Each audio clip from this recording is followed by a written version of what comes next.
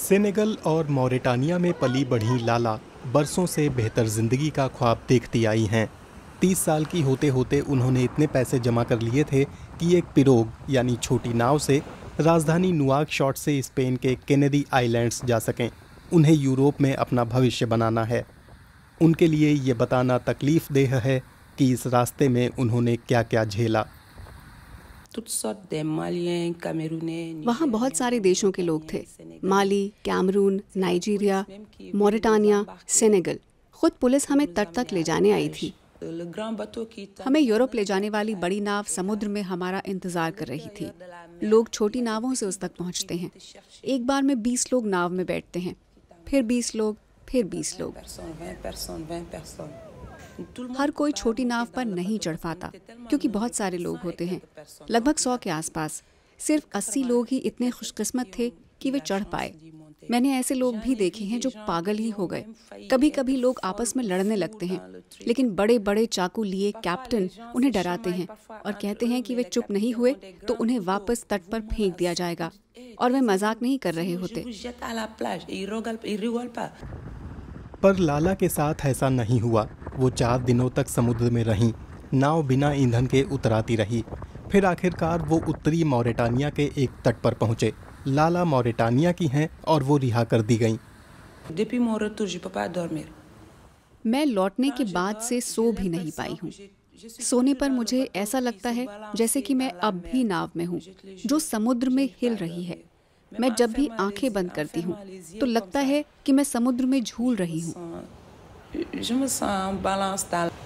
लाला ने जो रास्ता पार करने की कोशिश की वो प्रवासियों के लिए दुनिया के सबसे खतरनाक रास्तों में से एक है। अली ये सब बखूबी जानते हैं। वो मछुआरे हैं जिन्होंने कई उत्साही और नाउम्मीद लोगों को रात में यहाँ से निकलते देखा है। उन्होंने बताया कि मछली पकड़ने वाली जिस नाव में 6 लोग बैठ सकते थे उसमें 50 प्रवासी ठूस ठूस कर भरे गए थे और समुद्र रहम नहीं करता। देखिए, किसी ने मुझे ये फोटो भेजी थी मरे हुए शख्स की। ये लाशें हैं। देखिए, यहाँ एक छोटा बच्चा है।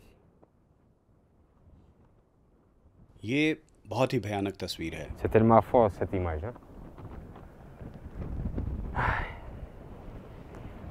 नुआदीबू का बंदरगाह पिरोगों से अटा पड़ा है। ये मछुआरों की परंपरागत नावें हैं जिन्हें मानव तस्करों ने अपने धंधे का हिस्सा बना लिया है। एक तस्कर अपनी अगली खेप के लिए एक पिरोग खरीदना चाहता है। वो हमें अधिकारियों और पाबंदियों के बारे में बताने को राज़ी हो जाता है, लेकिन वो अपनी पहचान जाहिर नहीं करना चाहता। वहाँ वो पहली वाली बोट पुलिस की है, दूसरी बोट पर कोस्ट गार्ड हैं। यहाँ से अवैध रूप से निकलना मुश्किल है।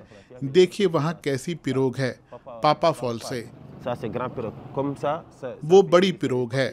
आप इसमें बहुत सारे लोगों को बिठा सकते हैं। आपने देखा कि ऐसी पिरोग के लिए बहुत निगरानी होती है कि वो मछलियाँ पकड़ने जा रहे हैं या किसी और काम से।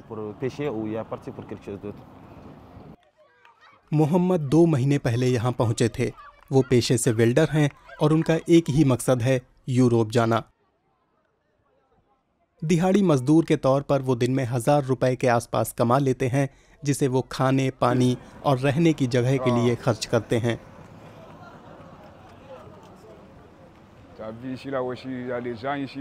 आपने यहाँ बहुत सारे लोग देखे जो काम ढूंढ रहे हैं। ये आसान नहीं है। हम दिन में, रात में काम के लिए आते हैं। कमाई नहीं होती है। मैं यहाँ 2 महीने से हूँ। मैं हर जगह काम करता हूँ। लाला भी इतना कुछ सहने और इतने सारे पैसे खर्च करने के बावजूद अब भी दृढ़ हैं। वो कहती हैं कि समुद्र के बीच की उनकी यादें कितनी भी भयानक रही हों, वो यूरोप जाने की कोशिश दोबारा करेंगी। वहाँ उन्हें अपने पैरों पर खड़े होने की उम्मीद है। करीब 1.5 लाख की आबादी वाले इस शहर में लाला और मोहम्मद जैसे 30,000 से ज़्यादा लोग निकलने के इंतज़ार में हैं। बहुत सारे लोग महीनों तक फंसे रह जाते हैं, कुछ तो सालों तक, ताकि वे इतने पैसे इकट्ठे कर सकें कि यूरोप जाने के लिए नाव ले सकें।